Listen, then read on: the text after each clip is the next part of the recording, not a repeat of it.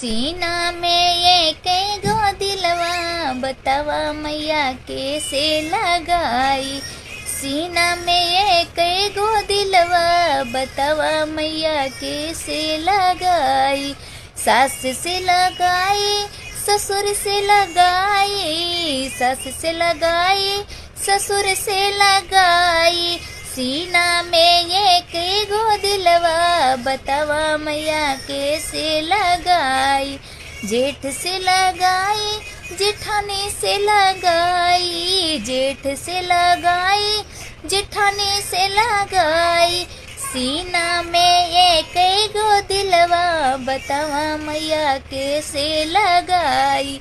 सीना में ये कई गो दिलवा बतावा मैया कैसे लगाई। ननद से लगाई नंदोई से लगाई, ननद